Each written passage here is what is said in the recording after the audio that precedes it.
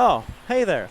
Welcome to the Nerdy About Nature Podchat series, where I sit down with folks from different backgrounds and experiences to chat all about things pertaining to nature.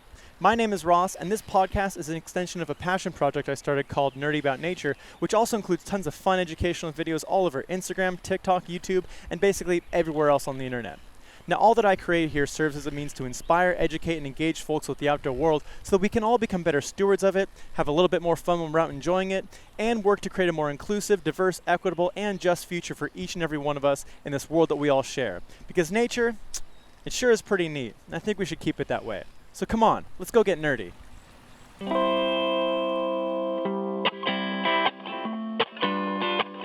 Come and take a nature walk with me. We're gonna check out some really cool trees. We're gonna hang around and talk about all those things in nature that we can't live without. Let's go get nerdy, yeah, let's get nerdy about nature. Nerdy, yeah, let's get nerdy about nature, baby. Nerdy, yeah, let's get nerdy about nature. Come on, let's get nerdy about nature.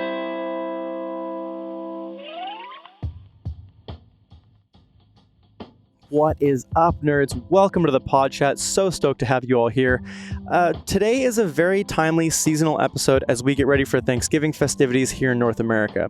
Canada's Thanksgiving is happening at the beginning of October, which honestly is just the best time of year for the holiday. You know, things are just becoming ripe and in season. The weather is still pretty great. Fall colors are in full swing. It makes sense. You know, I've never understood why it's always so late in America, you know, after everything has been harvested and is no longer fresh. It's all canned and bottled up, you know, packaged, ready to go. The weather is always so dark. The days are shorter. The colors have all faded to gray. And within a month, you're going to be gorging yourself again on nearly the same mix of food for Christmas or winter holiday festivities. That makes no sense, but whatever. Anyway. Have you ever stopped for a moment to think about where all of that bounty of food comes from and how it all came to be? Keep on doing it. Ecology and life on this planet, that you know that a vast majority of all that food either comes directly or indirectly from the work of pollinators.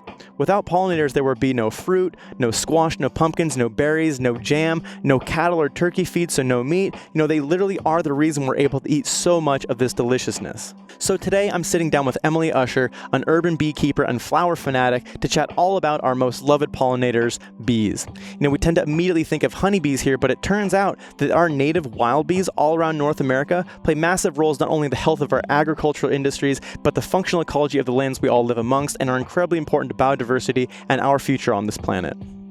Today's episode is brought to you in part by Hoka and their brand new versatile hiker shoe, the Anacapa 2. Now, the folks at Hoka were kind enough to send me a pair of these kicks a couple months ago, and they've become my go-to shoe whenever I'm heading out for a hike or a romp in the woods. You know, they've got all sorts of the standard high-quality bits and bobs you'd expect from a shoe today, from Vibram soles for super good traction, a lightweight build, and a Gore-Tex membrane, which is going to keep the water out and your feet dry. But my favorite part about them is the fact that they're made from all sorts of innovative and sustainably focused materials. You know, all the plastic here, for example, is made from recycled sources. They've got a liner that's made from soybean oil, and midsoles here which are made from sugarcane, which is all pretty cool. Now, are they 100% perfectly sustainable? No, but nothing in this world is perfect, and at least Hoka is trying to do the right thing here by building things for a better tomorrow.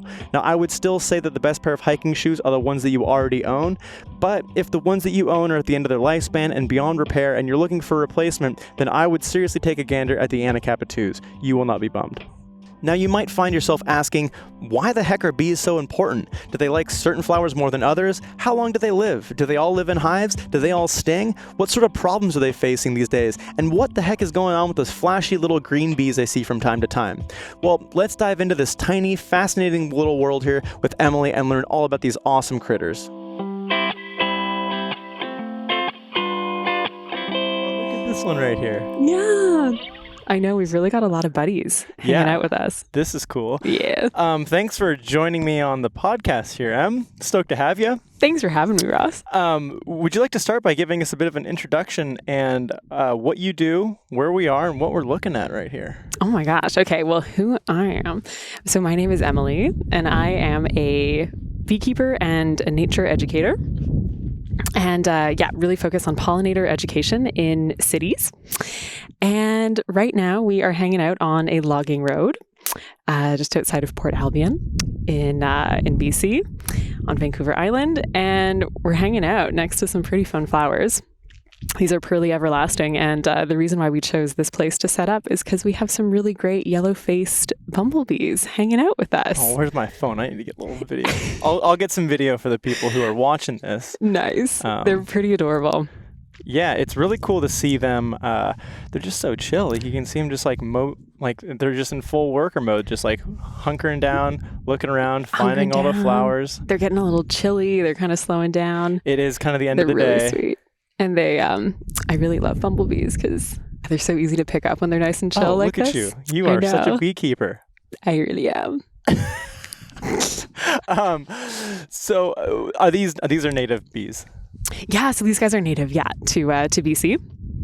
It's actually kind of fun. We have we have a huge diversity of bumblebee species in British Columbia, particularly. We have over 30 different species, which is really cool. It's not everywhere that you have that diversity. Just here in British Columbia? Just here in British Columbia, yeah. And there's quite a few, because that one has like a lot of fuzz on its back. This one doesn't. So these are different species? Yeah, so those guys, I was looking at those quickly. Those are, I'd have to get a closer look, but I actually wonder if we have a yellow jacket wasp here. And these guys also look a little bit more like they're in the wasp or hornet group. And then this one is just tiny. So, okay. For those of you who are not watching the video and are just tuning into the audio version of this, we're in a lovely field. There's sun setting behind us, lots of flowers, lots of bees here. Taking some video here on my phone, which I'll splice into it. But so when you do urban beekeeping and education stuff, what exactly does that entail? Yeah, so I work with a company called Alvéole.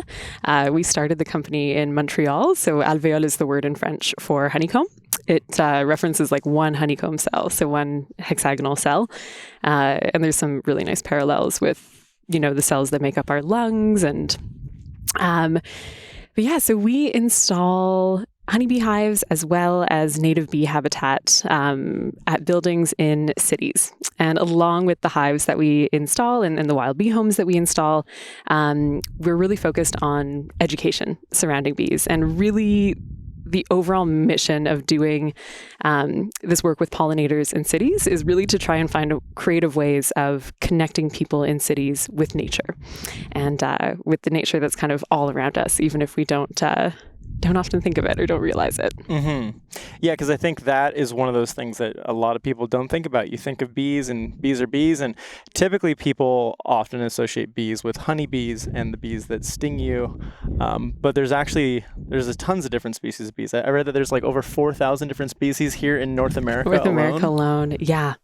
It's amazing. Yeah.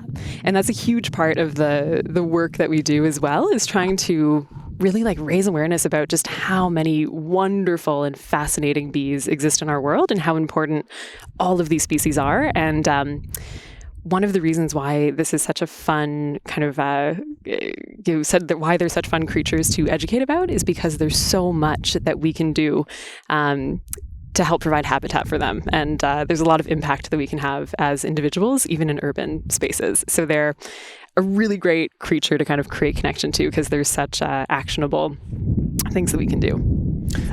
Okay, so let's back up just a little bit here. How did you get into bees? How did you get involved in this whole thing? Yeah, so Are bees a thing that people go to school for? Yeah, great question. Is that like an ology? You can totally, yeah. You often, if you study bees, you'll be kind of grouped into being an entomologist, and if you are a beekeeper, you are often called an apiarist.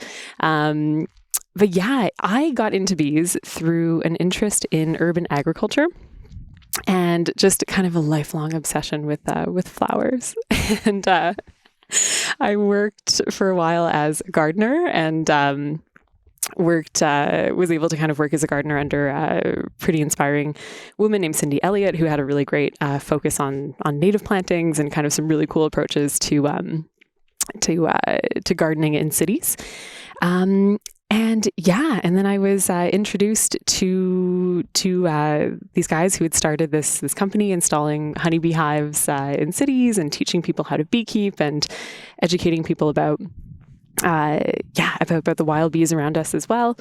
And I really fell in love with it. The first time that I opened up a hive, I was like, oh my gosh, these are fascinating creatures. And it was really the love for bees really kind of stemmed from a love for flowers, and then kind of a deeper understanding of how connected bees and flowers really are, and how just magical this world of plant and pollinator relationships is. And how interdependent it is. Like, not just bees, but pollinators in general. Like angiosperms, the whole kind of section or type of plants that reproduce through use of pollinators, whether they be different insects or birds or things, have kind of like evolved in tandem with one another, and this like creating a dependency on it where one offers something that the other needs, and then they kind of like grow and co-evolve together, versus like gymnosperms, which produce primarily by like weed derived pollen and stuff. Yeah. So it's a pretty like, oh my gosh, it's like a fascinating thing that has kind of evolved since the end of the Cretaceous, like all these like different flowering plants that have just become so abundant, so yeah, there's so many of them. I know, it's really endless. And a stat that I really love sharing is the number of bee species that we have worldwide, which is over 20,000 different species of bee. Worldwide, yeah. So there are 20,000 different species. And then, like you mentioned, here in North America, there are about over 4,000 that we find on the continent. And then here in Canada, there's just over 800 different species. 800 in Canada, yeah. That we've identified so far. There's still a lot that's unknown when it comes to the diversity of bees in our world. But yeah, so there's 20,000 species of bees worldwide. Every single one of these species has something unique and kind of notable about them. And a lot of them have really special relationships with particular types of flowers. Of all of the, like the thousands of different species of flowering plant in our world, 90% of them need to be pollinated by pollinators, need pollinators in order to reproduce. Yeah, when we speak about bees, they play such an important role in so many different ways. One, in our food systems, I feel like that's where we often speak about the importance of bees, but they also play this incredibly important role for the environment around us too. Mm-hmm. Yeah, ecosystems. Isn't it like something like one out of every other, or like every 3 bites of food we eat comes from bees? Yeah, that's from bees directly. Yeah, and then there's all these indirect connections too. You're totally right. Yeah. So that's the stat. Like 1 in 3 bites of food, like a third of the food that we eat, can be traced back to having a connection with bees. And another kind of really interesting number that I love is that of the 100 major crops worldwide, 70 of them are pollinated by bees. 70. Yeah, so 70 of the 100 major crops worldwide. These like the big crops that we eat. And and so they so they're hugely important. And and that's a great distinction that you kind of touched on too, when bees are directly involved in pollination versus aided by, when there's like an indirect connection with them. I don't know if I want to get into that right away, but why not? It's interesting. Well, yeah. So what else do we got to talk about? Not much. I guess you're right. Get into it. Yeah. So when we think about all of the foods that we eat on like a day-to-day basis, foods that will be kind of directly pollinated. So any foods we eat that have fruits or vegetables that require pollination, we would consider those directly pollinated by bees. And then there are all these other food groups, particularly dairy is one that I think is really interesting, where bees actually have a connection to the dairy products that we consume, because of one of the major crops that dairy cows eat, which is alfalfa. And so alfalfa is a really nutritious flowering grass, essentially. And it produces a really tasty milk, and it is very, very healthy for the cows. And alfalfa needs to be pollinated by a very special bee called the alfalfa leafcutter bee. And the alfalfa leafcutter bee is it's like a fascinating bee, and it's this really great example, actually, of these coevolutions of flowers and bees that you kind of mentioned earlier. where alfalfa flower, it's this gorgeous kind of purple flower, and built into the flower, it doesn't have its pollen, like its anthers, exposed right away. It's kind of hidden behind petals, and it has a little tripping mechanism in it. And so when a bee comes and kind of lands on the flower to kind of check it out and see if it can get some nectar, it kind of trips this mechanism where the stamen and the anther kind of come flying out, and it kind of thwacks the bee on the head, which is like weird move, alfalfa flower. Why did you evolve this way? Kind of like an Indiana Jones thing, like step on the trigger, then just the boulder comes out, chases the bee out of the cave, covers them in pollen. That's like kind of the vibe, and there's some great slow motion videos online of it happening. And so most bees will kind of visit alfalfa flower, they'll land on it, they'll get thwacked in the face and kind of be like, oh, and then eventually never go back to that flower because they sort of learn. But alfalfa leafcutter bees just really don't mind. And they, you watch them in these great videos, or even in person kind of visiting alfalfa, and they'll go and they'll visit flower after flower, like land, thunk. Okay. And then they kind of scoop up the pollen. But they're still able to get like nectar from it. Yeah, they are. Yeah. So it's not that they're getting hit and not getting rewarded for it. No, they're getting rewarded totally. And I guess the reward for alfalfa is that, all these other bee species are scared away by this flower. But so it means they have it kind of to themselves. Oh, so interesting. Yeah, because I know, again, often when we talk about bees, honeybees are kind of like the big thing. We think about like this one species of bee, which actually originates from Europe or Asia. I think it's Europe. Europe, right? and in Africa as well. Yeah. Okay. So, that makes sense. And those honeybees, but like there are actually like all these different things. Like when we think about even ecologically, this is a kind of a weird example because we're in a logging road, half in a clear cut. So we've obviously got some invasive species. There's Himalayan blackberry over there. I haven't seen any Scotch broom, but I wouldn't put it past us. And there's this one. What did you say this one was? Bird's foot trefoil, which is also an invasive around here.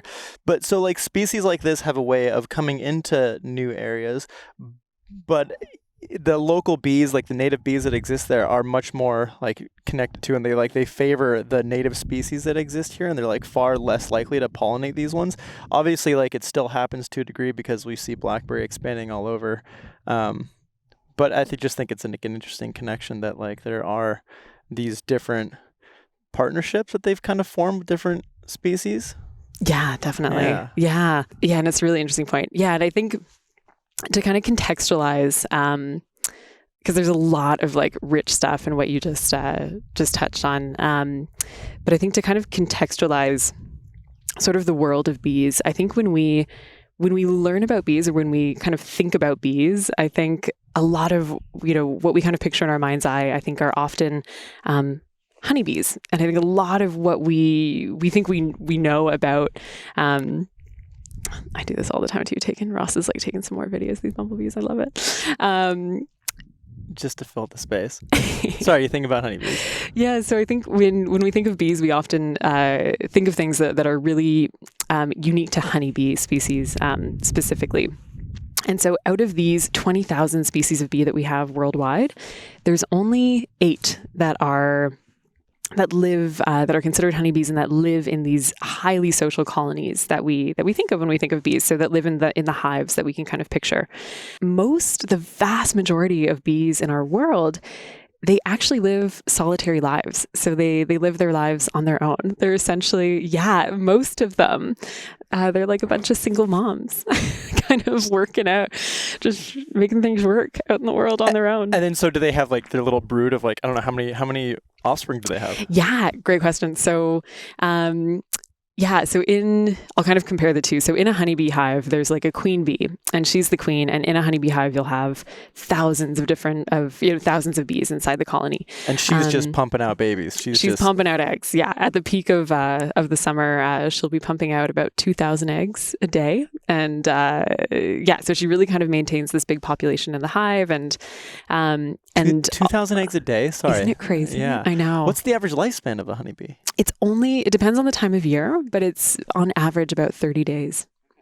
Yeah. So that's kind of why she always has to regenerate the population, because the worker bees, the females, are working so dang hard that they tucker themselves out and they die kind of prematurely. And then over the winter, they'll live longer, and the queen will lay way, way fewer eggs, only about a dozen a day. How long does the queen live? So the queen in a honeybee colony, she can live, I'm speaking kind of mainly about European honeybees, but she'll live for at least 3 years on average. Yeah. Wild. Sometimes they can live longer. Yeah. But so a honeybee colony, there's thousands of bees. They're all working together. They're all kind of maintaining this colony, kind of sharing all of the work that has to be done in the hive and the foraging outside of the hive. And then the vast majority of the other species in our world, the, solitary bees, they'll live on their own. And so, all of these individual female bees, they'll emerge from their nest and they'll mate, often almost immediately, with a few males that their mom would have laid, or that their, aunts or whoever would have laid. And after they're mated, then the female bees really kind of continue on their own. The males will die a few days later, in most cases. And the female bees will then continue. They will build their own nest. They will collect food for themselves, as well as food to feed the offspring that they're creating to kind of take over the next year. And there's some really, so that's sort of how they often work. But within that, there are all of these amazing different nesting techniques that they'll use. And so it's a nest, not a hive. It's a nest. Just a single, okay. And there's different sort of, the minute you get into it, it's like, oh my God, there's so many cool variations on things. There are some solitary bees that nest kind of together in like colonies. Well, not colonies, in aggregations. Kind of like a housing complex. Yeah, kind of like for co-op like housing. single moms. For like single moms, yeah. They are the working single moms of the bug world. Yeah. Just making it all happen. Yeah, they need support together. Dude dies a couple days later. Like, what an irresponsible piece of junk. And then the mom's just like, oh, I guess I got to build a house and raise these kids on my own. Make all the food, do everything. And so sometimes they'll kind of like collaborate or team up with other females, depending on the species. And depending on the species, exactly. And there's all these different a whole bunch of variation, but so some bees. So the majority of the species of bee in our world, they are solitary ground nesting bees. So bees that will make their homes, again, using kind of different techniques and in different types of soil. Some will make their nests in sand. Some will make their nests kind of in more muddy areas. But most of them are ground nesting. And then we have other bees in our world who are cavity nesting. So who will nest in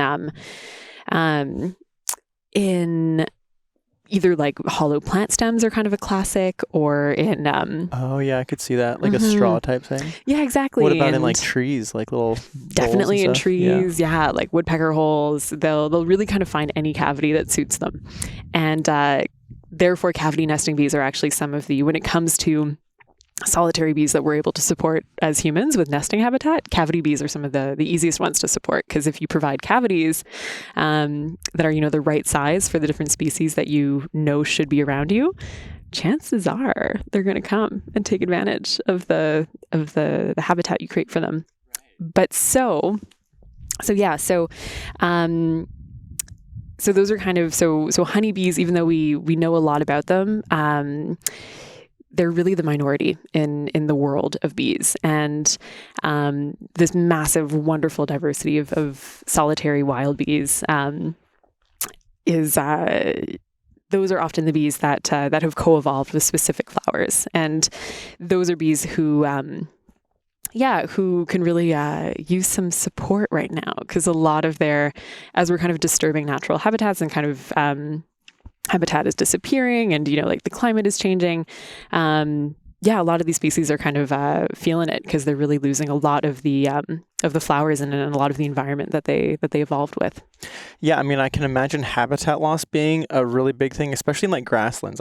Again, you're the one with the stats. I don't know how many, because bees, I'm assuming, typically kind of live more frequently in grasslands where there's like a wider variety of wildflowers.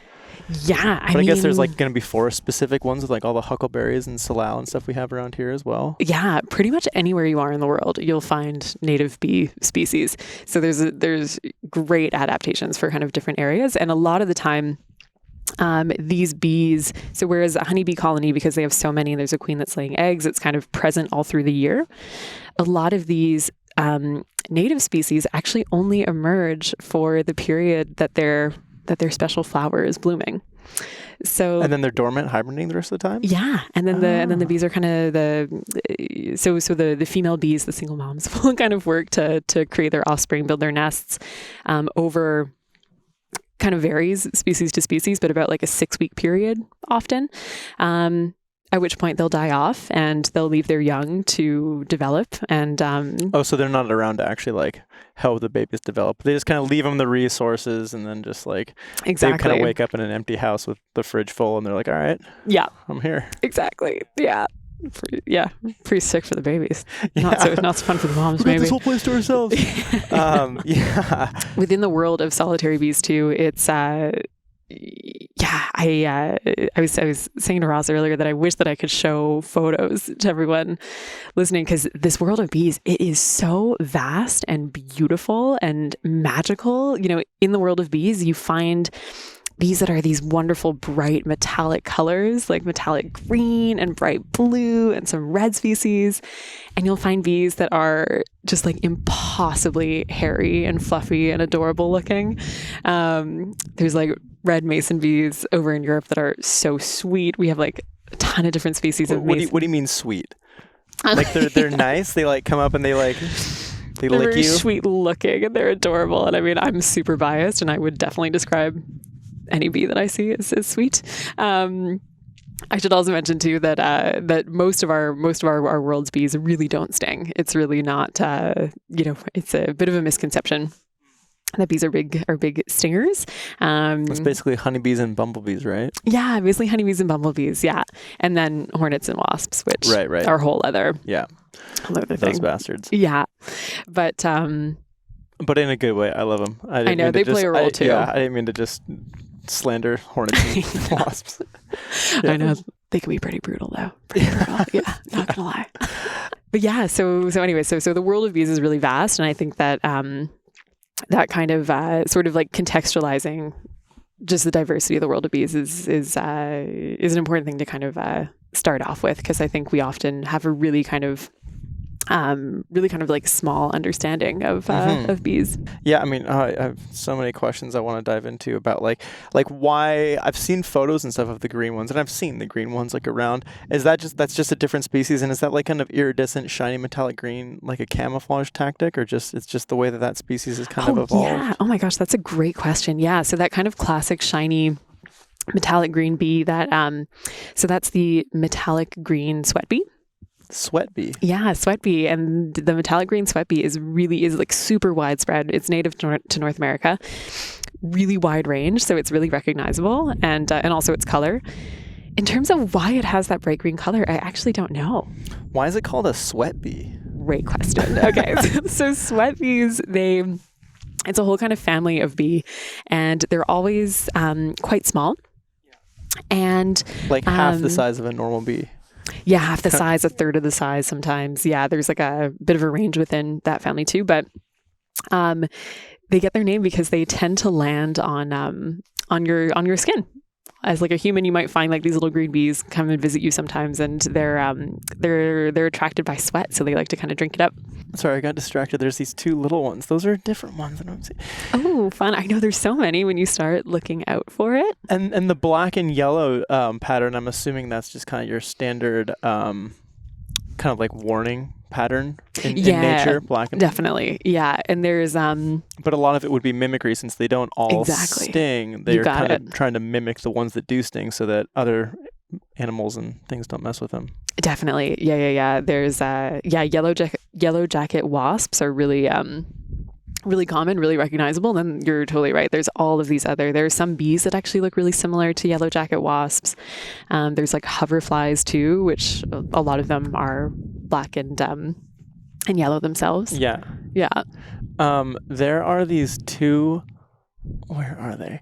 These two little bumblebees here. It looks like they're just kind of taking a nap in the flowers. I've heard that this is a thing. Can you talk a little bit about that? Yeah, I can talk a bit about it, but there's still kind of more research to be done on it as well. But so these bumblebees are kind of and again, I'm not a bumblebee expert, but these guys, I have a feeling they're moving quite just slow. Sunbaking right now. They are kind of just sunbaking. I wonder too, they might be Kind of at The the end of temperature their might be life. slowing them down. They might be towards the end of their life. They might be kind of lacking a bit of nectar. I'm not sure how much nectar Pearly Everlasting produces actually, but And then not all these flowers are even open at this point yet. They're still a little bit early in their season. yeah, so these guys might just be like lacking a little bit of food, which is why they're sort of chilling out. But sometimes you'll actually often find particularly bumblebees kind of hanging out in flowers like this. And sometimes they also kind of like shelter under flowers when it's raining. And then it's really cute to see them. It kind of takes them a minute to dry off. They kind of look like a wet dog. Like a big umbrella just hanging out. Yeah. So tell me a little bit about what kind of work do you... How do you pronounce the company? Alveole? Yeah, alveole. Alveole? Yeah, nice. Alveole. How did they get started? What do they do? Because it Yeah. mostly started with honeybees, right? Mostly started with honeybees, yeah, and now has really kind of branched out, which is awesome. But yeah, So sorry, I guess before we get into that, how did honeybees come to be the bee that everybody knows, the bee that's everywhere? Like, what's the story behind great that? question.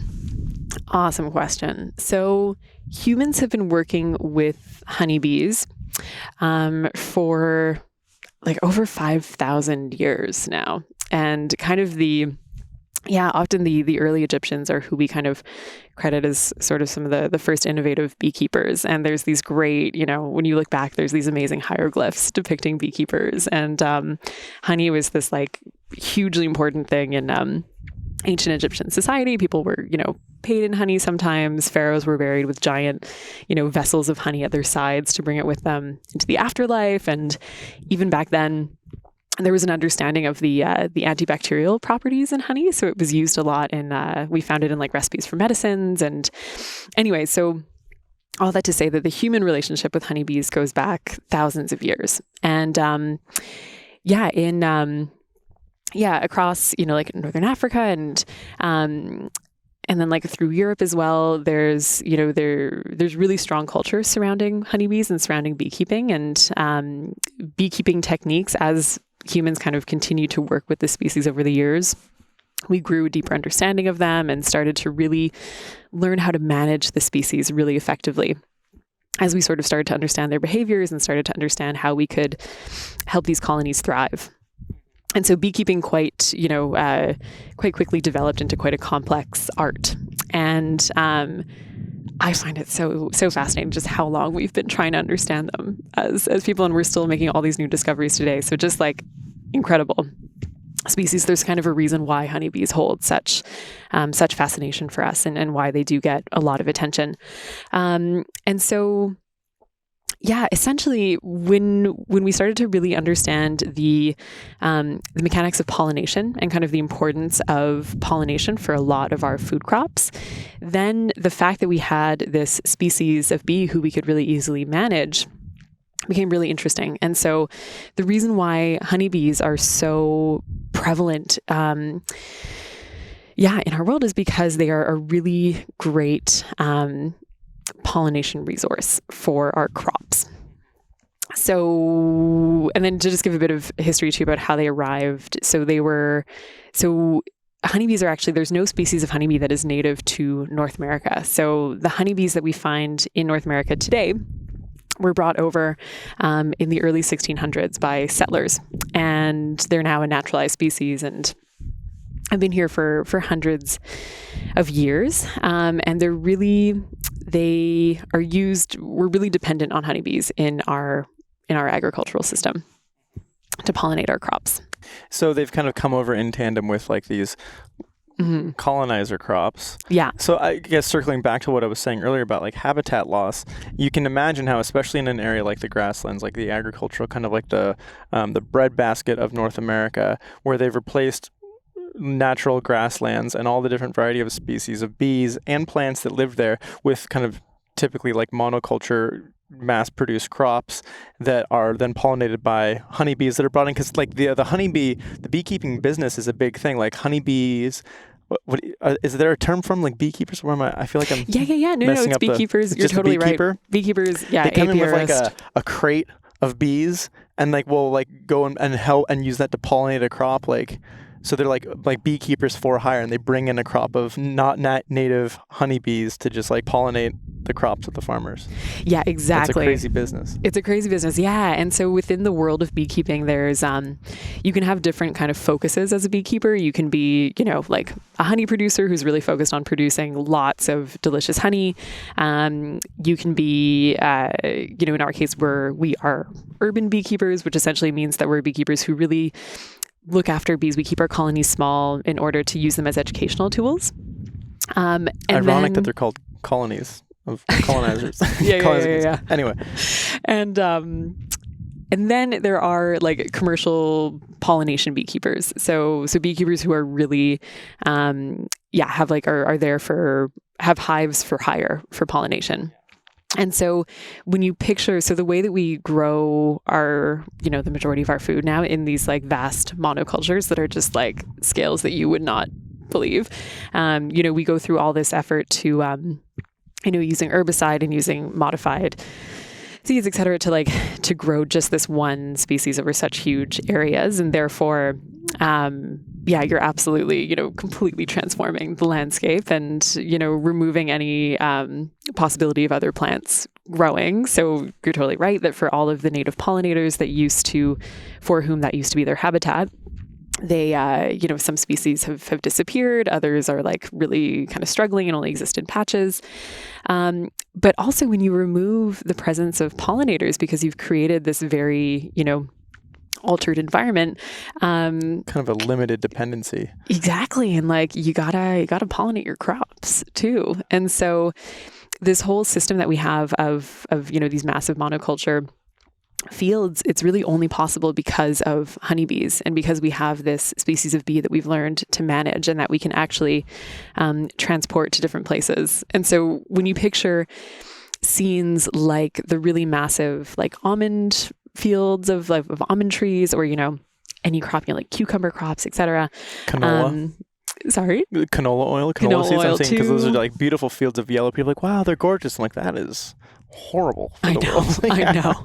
And when you picture the canola, like those beautiful fields of yellow, they're only yellow for so long. The flowers only bloom for, depends on the crop, but, sometimes it's only a few days. Sometimes it's a couple weeks. And so, you see beautiful photos of like almond tree fields. And of course, the photos are always when they're blooming and the beautiful pink blossoms. Highly marketable. Yeah. Yeah. But from a pollinator's perspective, when you're looking at these huge fields of these crops, you're actually looking at a food desert. From a bee's eyes, you've got these massive fields. They only bloom for a tiny portion of the year, a few days or a couple weeks or whatever. And it's just this one single source diet. So from a pollinator's perspective, these monoculture environments are totally unsustainable and just really not conducive to their existence at all. And so the way that we've found to kind of work around it is by having these huge these beekeepers who have like, thousands of hives and, you'll be contracted to bring in your colonies for that specific period of time when a crop is blooming. And so as a commercial beekeeper or a pollination beekeeper, you'll often kind of have your whole season planned out where you will, you'll be at the almonds at the end of the winter in California. And then, you might make your way over to cucumber and then over to strawberry fields and then over to apples. So you have these like traveling colonies and wow. Yeah. And, these pollination beekeepers, they're filling a need and, because so many of our crops are pollinated in this way, we are all connected to this process of this need, this reliance on honeybees. Any food that you eat kind of basically comes from that. Yeah. And and it is quite harsh on the bees. They're being used, kind of as like a tool in this kind of, very altered system that we've created. But I do think it is important. I think that often when we think of how plants grow, we think of, soil, water, sunlight, air. But for a lot of plants, there's also pollinators that they need. So sometimes it's this kind of forgotten piece of the puzzle. Well, and especially in the larger scale ecologically, like for the individual, you need soil, nutrients, water, sunlight, but to continue on living as a species, you need the pollinators. Exactly. And it's funny because like what you're saying, like it is a need that they fill. And I'm not like bashing beekeepers by any means of those like people who do that like commercially, but it is such a manufactured need, and in a way that is just like so like myopic and like really epitomized by like a lot of the kind of capitalist mentality in our mindset. Like I'm sure people came over and they're like, oh, we're gonna get rid of all these annoying grasses and plant a ton of this one crop that we can make a bunch of money from, and then we get this added bonus of another product of honey, and we're like making so much money, and like this is how you justify it, you know. But like now we're in the state whereas like the biodiversity crisis is a real thing. We're losing like all these native species and the things that help these native species survive, that whole kind of like rich ecological mesh that ties everything together. And so it is like a crucial time to be like really focusing on how do we rehabilitate and create that like rich complexity and that robustness that used to exist in these landscapes all across Turtle Island and the world, you know? Yeah. Oh my gosh, absolutely.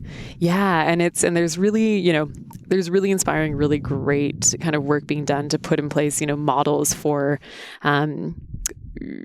farms to sort of start to, or for producers to kind of start to work off of, but implementing things like cover crop or like pollinator rows so that, you can still grow mostly one crop, but by dedicating a certain amount of space to pollinator plants that bloom at all these different times of year, you can still kind of maintain habitat for these bees, and it, benefits you in the end as the grower. Right. Because in the long term, like if you have more complexity, you have more diversity, which means that you're going to have like, if there's like I don't know any of this. Like if there's some sort of invasive aphid coming in to affect your crop, maybe there's like something that depends on those bees, that little bit of diversity in your like little pollinator row that could help fight that off without you having to use all the pesticides. It's like the only reason that pesticide use and even, a lot of fertilizer use is such a big thing is because we've limited the ecological function of these ecosystems to where we now need to play the role of like the thing that would remove the pest or provide the fertilizer, because these systems are no longer functioning and flowing like they once were. Yeah. I think the more diversity you have and the more kind of you play on the natural ecosystems that existed in an area, before we altered them, the more resilient they always seem to be, which makes a lot of sense. Yeah. But yeah, one thing just, in my description of kind of how honeybees are used in agriculture, it might be kind of bringing up for people some kind of memories of like in the early 2000s, there was a lot of bees were in the media a lot, and there was a lot of talk about, honeybees and colony collapse disorder and this movement to kind of save the bees. Yeah. And Wu-Tang was a big thing for bees too. Yeah, dude. Yeah. Wu-Tang is for the children, but it's also for the bees. I love it. I feel like it's like a Wu-Tang essentially. Yeah. Like your little like guitar Wu-Tang moment from earlier. Oh, that was Pac. That was too long. You're right. She's referring to an Instagram post I did for my Patreons who support me at the front of the fun tier and higher. You can get exclusive access to my close friends list on Instagram, and sometimes I will play acoustic ukulele covers of hip hop songs. This morning I did Tupac, "Can't See Me." Great jam. But maybe I should do some, maybe for this episode, I will learn a Wu-Tang Killer Bees track. Oh my God. Play that for everybody.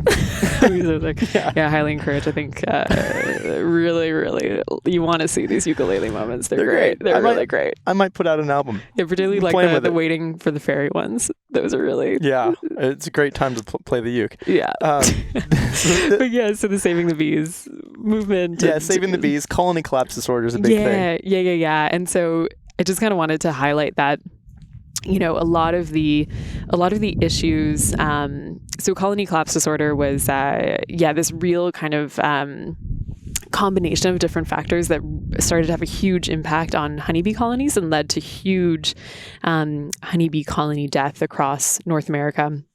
And it was a combination of like the effect of pesticides that bees are often exposed to when they go out to pollinate crops, in conjunction with like a mite that was introduced, and that really spread across hives in North America and other kind of diseases and pathogens that affected the bees. And all of this was kind of happening at once, and it these very resilient creatures just kind of couldn't take it. And since then there's been a lot of research and a lot of great mitigation tools that have been put in place, which have really helped. But honeybees, essentially, what I wanted to highlight is that honeybees aren't the only bees that have, suffered over the last several decades, mainly. There's also, for what we've touched on already, but for the wild bees that exist in our world, so the unmanaged species, they've been suffering too, and mainly from habitat loss and now slowly kind of effects of climate change playing into things too, and changing blooming times, etc. Right. Yeah. Because as things change and adapt, or as things with the climate change so rapidly, things can't adapt, and then you have things blooming later early, and the frost kills them, and then the bees have no food. Yeah, exactly. There's a lot of species are really having to like adapt quickly if they can, and so the whole so when it comes to this question of like saving the bees and just raising awareness about like what people can do for pollinators, there was kind of as urban beekeepers, I think it's important to touch on, there's often an impression that to save the bees means getting a honeybee colony, or to save the bees means kind of like looking after, honeybees yourselves. And that's like a great instinct and a really wonderful instinct. But really, honeybees, being a naturalized, like introduced species in North America, the beekeepers, the hives that are suffering are the hives that are used in agriculture and in these pollination hives. And really the bees that we can support in our day-to-day lives as, urban dwellers or people, living in urban spaces, are really our native wild bees. And to really, quote unquote, save the bees or to talk about like supporting bees, it's really a question of creating habitat for bees in whatever way we can. So going back to colony collapse disorder, there was two things you mentioned there. The first was you use past tense. It was a big thing in the early 2000s. Is it not anymore, or is it still kind of happening? Yeah, no, it's still totally like the same things are still affecting honeybee colonies. It's just that beekeepers, we have kind of learned how to deal with some of these things a little bit better, and so it's not as dire a situation as it was. Right. And then the second thing is like colony collapse disorder only occurs in bees who form colonies. It's not happening to like the wild bee populations. Like the native bees aren't affected by whatever's affecting the honeybees. No, not in the same not in the same ways. Interesting. Sure. Yeah. So that entire Save the Bees kind of movement, because I remember seeing like that. I still see bumper stickers and stuff for that. That's kind of focused around like saving an invasive species that was like facing some sort of peril. Yeah, exactly. As opposed to saving the native bees that's actually do more for the native crops. That's it. Yeah. And that's always like an important thing that we emphasize, when we're starting a pollinator project with, with a new building, in our cities, is that, be like, oh, we're saving the bees. And it's like, oh, we are saving which bees? Which bees exactly, are we saving? Yeah, exactly. Right. And like we are supporting pollinators, but the way that we are saving the bees is by creating habitat for them and not by installing a honeybee colony, in an urban space downtown, but really the positive effects that come from that, from installing those honeybees, are the education that it opens up and the questions and the interest that it drives. And by also setting up wild bee habitat with those kind of nesting cavities. Often they're called bee hotels. We call them wild bee homes. We find that a little bit more like cute. It's not a hotel. They're not just checking in and checking out. Yeah, exactly. Then you're really kind of taking a more concrete step to supporting the wild bees in the way that they need to be supported. Yeah. And okay, so starting, you guys did a lot of honeybee stuff in urban areas. Tell me about that. Yeah. So when we were first starting out, we were really, we were teaching people how to beekeep in their backyards. So we were just casually. And it was great. It was super fun. It was, people were really, I think there was like a whole movement too. There was a big interest in urban agriculture and in, chicken keeping was also becoming kind of popular at the time. And I think people were really craving that kind of sense of connection to food production and, to growing parts of your own food or producing some of your own food in the city. And this is like 10 years ago. This is way before COVID, way before people were making way sourdough. Before the sourdough starters. Yeah. So there was really this this craze. And when we started keeping bees in the city, we didn't really know if it was, if the bees would thrive. It was kind of an experiment. It started with just like a tiny handful of hives. And and what we found is that the bees did incredibly well and that they were producing a lot of honey, and that there was this really wonderful thing where from the very beginning, we kind of harvested, we went through all this extra effort to harvest the honey from our urban hives individually. So kind of keeping the honey harvest from different locations separate, which is like a lot of added work. It's much more convenient if you can just kind of blast through your honey extraction all at once. Blend them all together and make it a thing. Yeah. But when you keep your honey harvests separate, what we found in cities is that there was this really magical thing where different neighborhoods had different colors and different flavors of honey. Wow. And kind of in this unexpected way. That would change seasonally too. It would change seasonally for sure. Sometimes even in a honeybee hive, you have like 10 frames, and sometimes even like frame to frame, there might be different flavors in the honey based on when the bees were harvesting and filling up that frame, what was blooming at that time. Do they kind of move through the frames methodically like that? Yeah, they kind of start in they kind of move in like a rainbow pattern. So they start in the corners and then they move downwards. So sometimes you do have these kind of different nectar flows that you can see really distinctly, which is so cool. Yeah. But I have a buddy in Squamish who had, I don't know if I think his hive actually died. He had a hive for a while, and I remember it was so cool because you could like have the berries, like the salmonberry. Like the salmonberry honey was so delicious and so distinct from like the blackberry honey at the end of the season. And like every kind of like as the months moved on, like it all changed in flavor. And it was just coming from this one hive in his backyard and kind of collecting around Upper Brackendale there. It was wild. It's so cool. I like live for this. I think it's so neat. And I think that what gets me still after 10 years so excited about being able to taste these different urban honeys is that it really opens your eyes to what's around you. And it's so fun for us to, we call it like with these honeybee hives that we have installed in like offices along with the wild bee homes too. It's like you have, instead of, the kind of traditional model of looking after bees where you have one beekeeper who looks after, hundreds of hives, you have like thousands of people who are all so invested in these different pollinators. And so when you have this experience of tasting honey from the city, you really you'll see it on people's faces, like eyes light up, and then you start looking around you, kind of trying to figure out what's in bloom, what made it. Yeah. And so for people, the flowers that you walk by on your way to work, they're like a part of what you're tasting right now, chances are. And and so I think it's just because the honey is so, is such like a treat and is this really kind of tasty, enticing, kind of like sneaky way of getting people to think about urban greening and getting people to connect to the floral diversity around us. Right.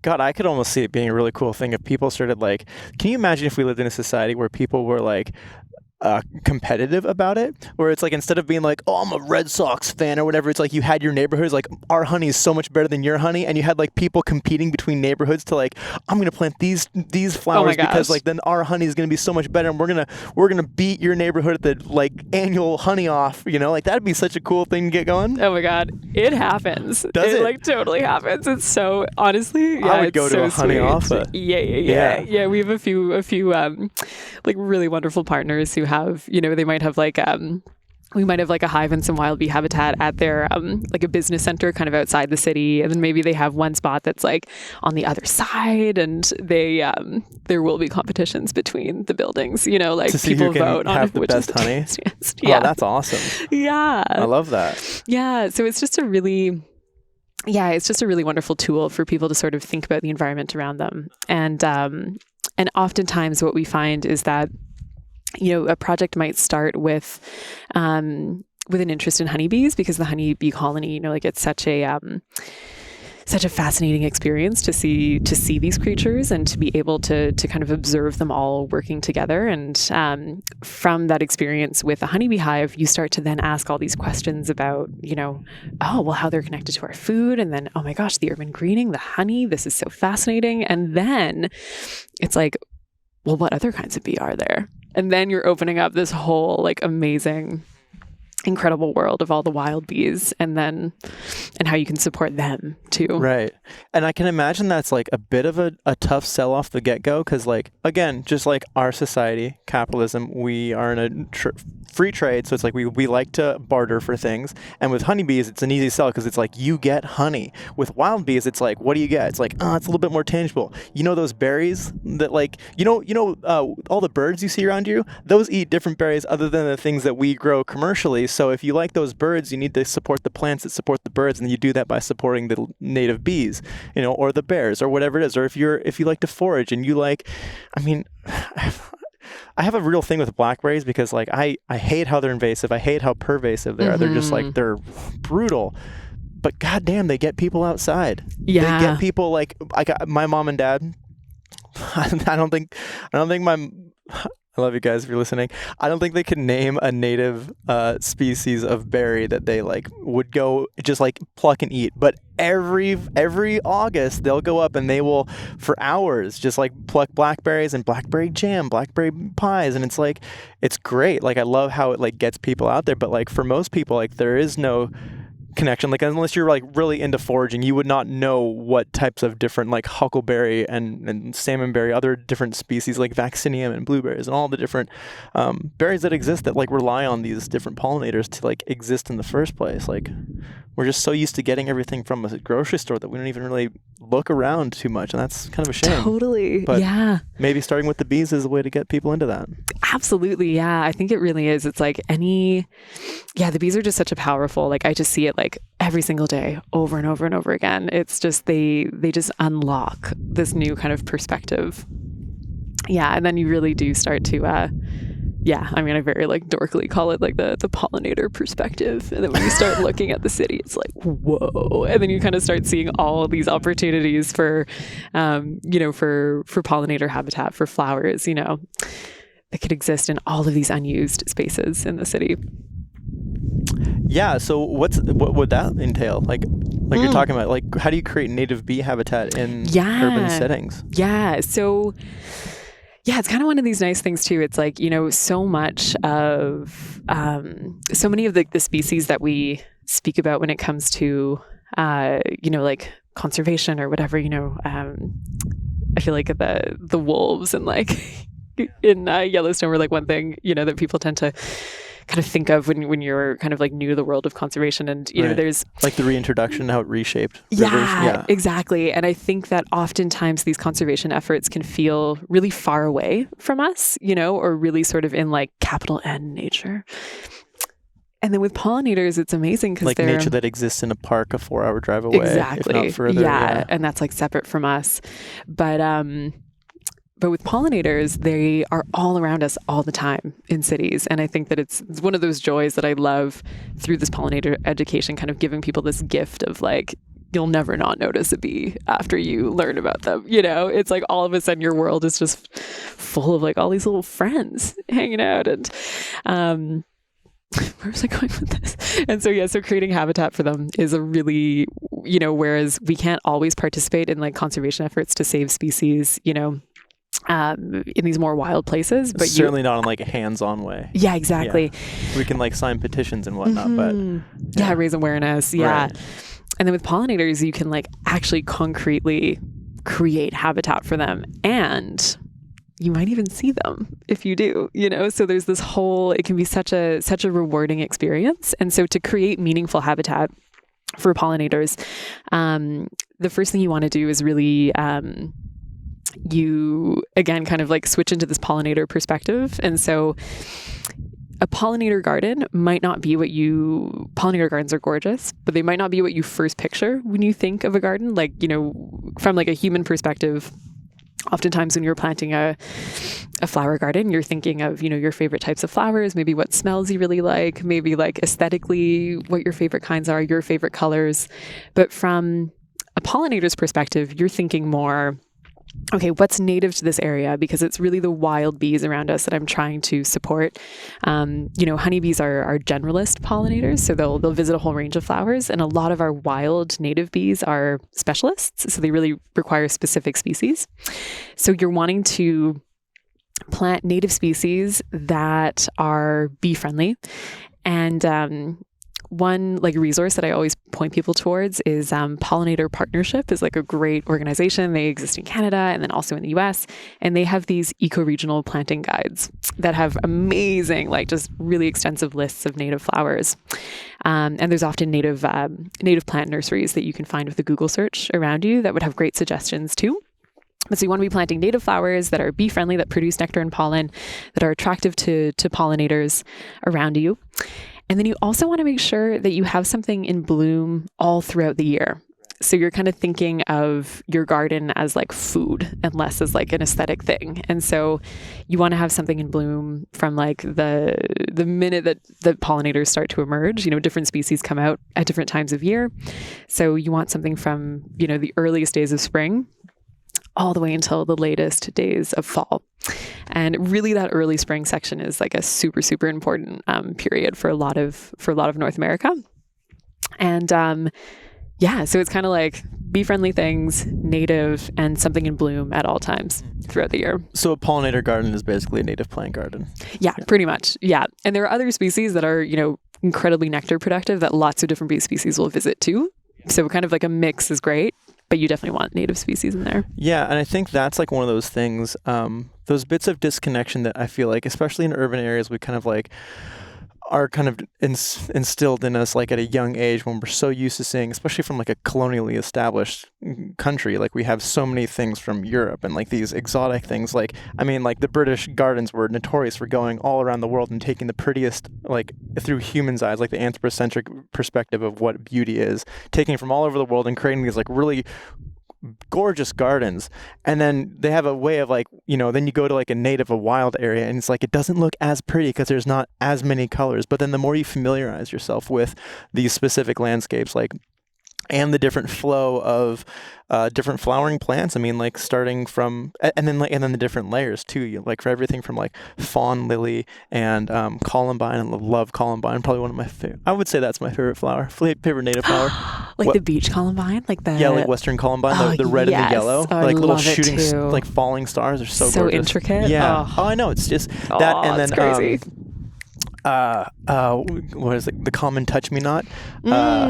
What's the other name for it? Guys? No. The yellow ones, and they have this shoe, and they have explosive seeds. They explode. Oh yeah. I don't know. Weed. Oh yes. Yeah. Jewelweed. Yeah. There's common names.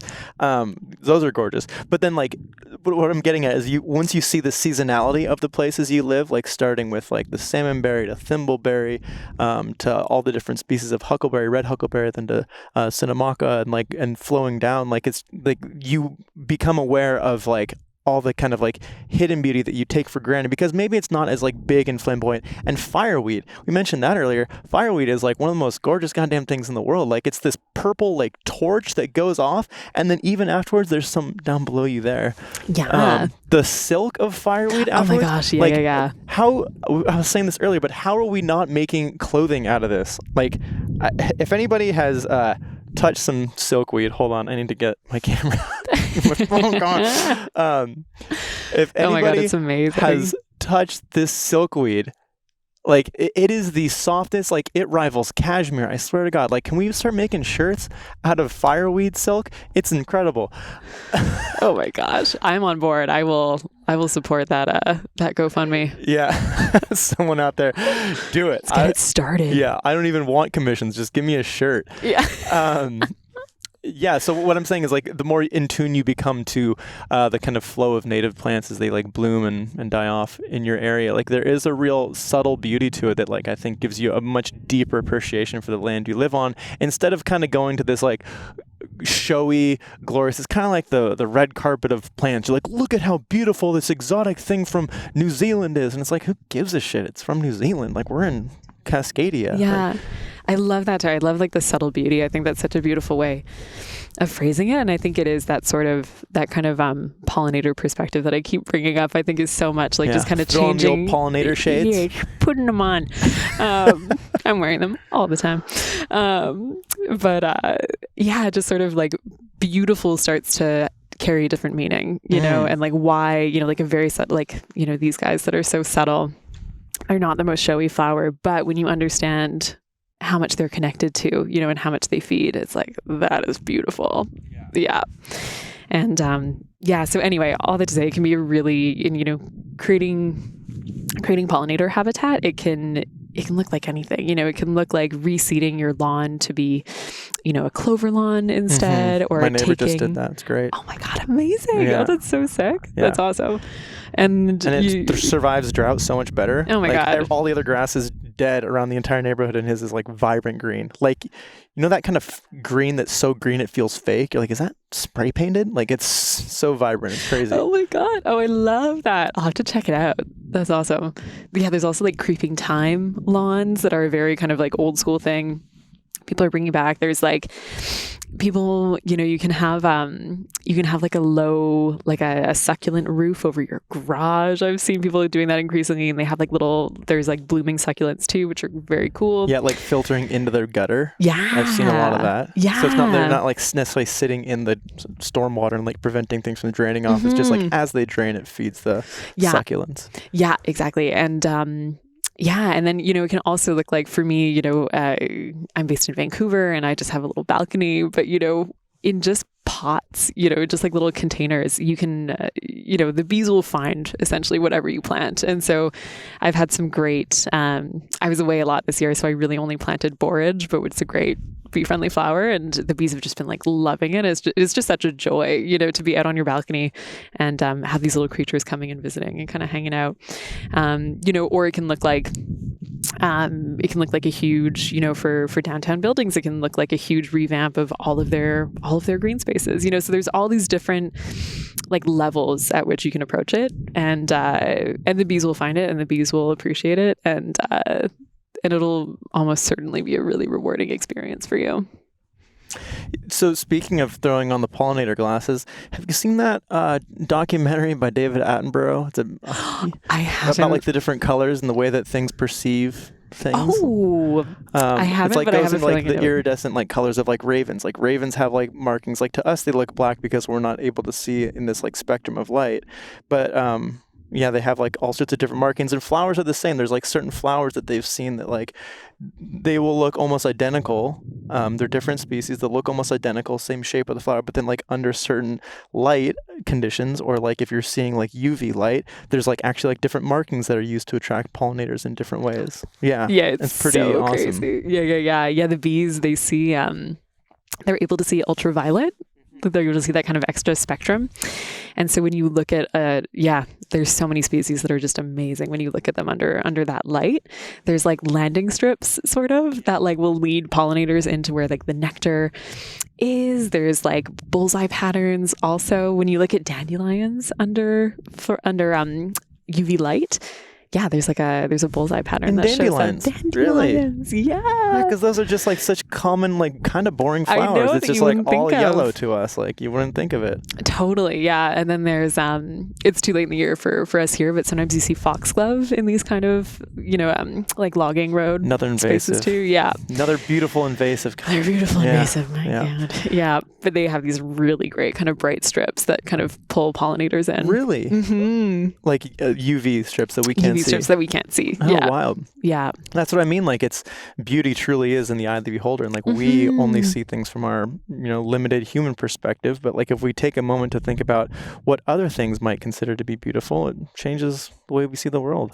And it makes it so much more rich, Totally. I think. Yeah. And it's so, I mean, you know, I'm a big believer that, you know, nature education, it isn't something that's only relevant for, you know, for wild spaces. And I'm a big believer that you don't have to leave the city in order to have experiences in nature. And yeah, and I think that like that whole way of seeing the world and understanding the creatures that live around you, even in an urban space, it lends to that same kind of, it adds that same richness to your life because it makes you feel a part of something bigger. Yeah. Well, because you are a part of something bigger. Yeah. It just like makes you recognize it. Exactly. Yeah. Yeah, exactly.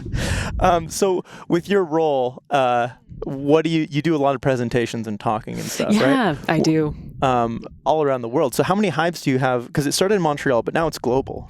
Yeah, so it started in Montreal and now we're open in, there was just people were really, whereas it started with teaching kind of like people in their backyards about bees, now it grew quite quickly we started to really focus more so on office spaces and on, we were trying to figure out ways of having one honeybee hive, like one kind of small education-sized hive reach a lot of people at once. So kind of how could we maximize the impact of one honeybee colony? And so that led us to schools and that led us to businesses. And I think it just fell at a really wonderful moment where businesses were also trying to find like nature-based solutions, right. Who were Quote, being really unquote. interested. Yeah. And people were really looking for, people in general, I think there's been like a big craving over the last, forever, but over the last couple of decades to find ways of connecting with nature in cities. And so this option all of a sudden of having like a pollinator program at your building became a really exciting one for offices who were looking for, who for sustainability teams who were really excited about the awareness building with it and about, contributing to the pollination of the area around you. And hosting different species on your site, providing habitat for different species, that became really exciting. And then also sometimes businesses were just looking for like a cool team building activity. And, having these pollinator programs was giving their teammates kind of something apart from their work that they could connect over. So with all of the programs that we have, there's like an educational component where we come in and we do workshops.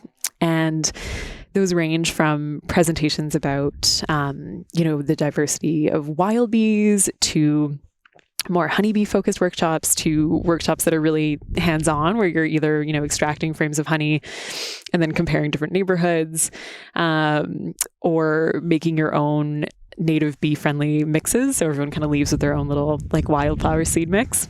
So there was such an interest in these kind of initiatives, which allowed us to really, we grew quite quickly. And so now we are open in, I think we're open in over 40 cities across Canada and the US. And then we recently have opened in a few European cities. Nice. Yeah. That's incredible. It's really great. Yeah. How many hives in each city? So it ranges quite a bit, but I think all told, spread across like all of these different cities, we have about 2,500. Solid. Yeah. That's a lot of bees. Yeah. And then in each city, we cover like a pretty large range. Right. Are hives, like, are they highly competitive? Are they territorial? Yeah, it's a good question. Honeybees amongst each other are not competitive. I mean, bees in general, bees like really aren't kind of like aggressive with each other. Between wasps and hornets, they're between wasps and hornets and like honeybee colonies they're specifically. Just mad at the world. They're just mad at the world. Yeah. But the moments where honeybees would sort of be in competition with each other is in moments where there is low nectar availability. And so like low presence of flowers. And that's like an important thing to touch on as well, because people are often surprised when we speak about having these pollinator programs in cities. There's kind of, like, oh, but isn't the city a concrete jungle? Like what are the bees eating? And in reality, our cities are these incredible environments with so much floral diversity. And often, because in a lot of our cities, pesticide use is banned. So in a lot of ways, cities are they've become like these havens for pollinators, where there's way That's more. Interesting. It is interesting. When you think of cities and how much, you think of between, like city parks and through individual residential gardens and through kind of like city landscaping, and then, like businesses that have different landscaping. Sometimes just in like, like a little 4-block radius, you can have like over 100 different floral species. And so they become really interesting spaces for all of these different species of bee who are really quickly losing their habitat elsewhere. And that's why we really put so much emphasis on creating more habitat for bees in cities. And there are some questions right now which are really important, and it's been really great over the last few years. There's been a kind of increasing interest in understanding the relationship between these different species of bee in cities in particular, which is a space where there hasn't historically been a lot of research done. Right. And so, there's more and more information coming out about what different types of flowers, different types of species are attracted to. And an important thing for us to keep in mind as we, install honeybee colonies in cities and set up these wild bee habitats is to make sure that we're installing them in places in the city where there is a lot of floral diversity and where the bees do have access to a lot of, where there's just abundant nectar sources.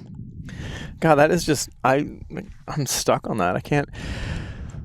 The idea of I always think of rural areas as being more biologically diverse, and maybe in the more megafauna, you see more deer in rural areas than you do in cities. But the idea that a city could actually be a diversity hub is just wow, I never thought about that. Because of because there is no pesticide use or anything and more autonomy in what people plant for good and bad. You get a lot of invasives and a lot of weird things coming up, but that's just an interesting perspective, especially for all the little micro bits of life. Oh my God, totally. I know, I love that. Yeah, the term the charismatic megafauna, and I'm dude, bumblebee is charismatic microfauna. Am I right? Yeah, I know. Want to be I'll need, what's his name? Is it Ray? What's his name? Honey, I Shrunk the Kids, the dad. I need him to shrink me and just I just want to cuddle that bee. Oh my God, look how Ross, sleepy and chill it is. A literal dream. I know, they're You know so who I'm talking cute. about, right? What's his name? Rick God, Moranis. oh my God, it's been so long. The glasses. No idea. There was a pretty charismatic ant in that film, if I remember. But you're totally right that it is that perspective shift on our cities. Oh my gosh, it's actually such a rich environment. Is I think it's really it's a really refreshing perspective, and it's not the way that we're used to thinking about our cities. What is the most interesting thing you've learned or been able to do through this line of work? Oh, that's such a nice question. I think. Are there bee celebrities you've been able to meet? Are they Oh my God. Great question. My list is growing. Oh my God. There's one. I haven't actually crossed paths with too many bee celebrities. I was in Texas a while ago, coincidentally during a super bloom, and I was stoked. But there's this woman. Just coincidentally? It seems like you planned that. It truly was. And then I looked it up and I was oh my God, the bluebonnets are blooming, and it was great. But there's a woman on TikTok who people probably know who her name is Texas Bee Works. And she's a swarm collector. So she's really focused just on honeybees, and she goes out and she lives in a warmer area where you'll actually find wild honeybee colonies. And so she'll go and collect them. And anyway, she has this very particular voice, and she like I do when I look after my bees, I really don't wear the protection, the bee suit that you're used to seeing, because when you work slowly with bees and when you look after one, small colony at a time, like we do, there's really no need to kind of wear gloves. You can really work slowly with them. And so she does the same kind of thing. And it's really fun to see people surprised. I think I've seen some of her videos. I think I'm familiar with her, yeah. So she's great. But so she's a bee celebrity that I didn't quite connect with, but I would love to one day. And then I've also got my nerdy bee celebrities. There's this guy named Sam Droege who he runs the bee inventory monitoring lab in the US, and he has done amazing work at identifying just an absolutely absurdly large percentage of the wild bees that we know of in North America. Just this one guy who's just so committed to native wild bees. And anyway, they do these amazing photos. And anyway, he's done just like great work in the field, and I would love to cross paths with him one day. I'd have to like really keep my chill and like not just like explode with questions. Get totally starstruck. Yeah. But what's your favorite bee?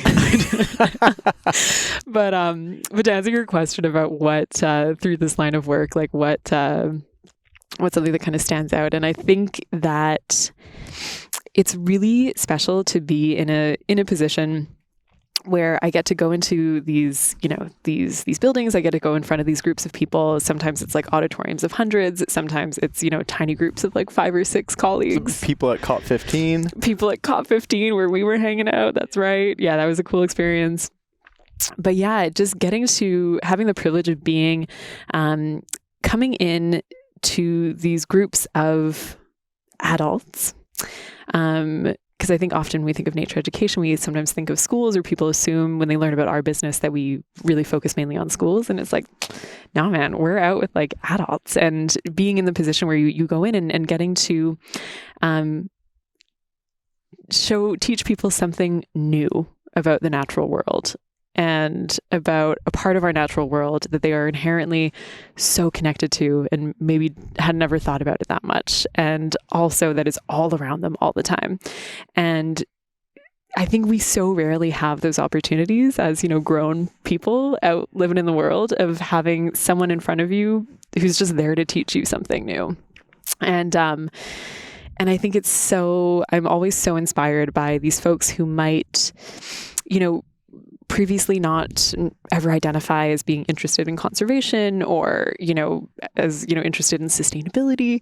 But yet here they are learning about these great, fascinating creatures, and all of a sudden they explode with questions. And I never get tired of seeing these, like, the gears turning, and seeing these, like, just the sparkle in the eyes as I see people kind of connect and be fascinated with these things that they never knew. Yeah, that's awesome. And it's pretty cool. It's pretty cool. And I never take it for granted. I'm like so grateful for every situation like that I get to be in.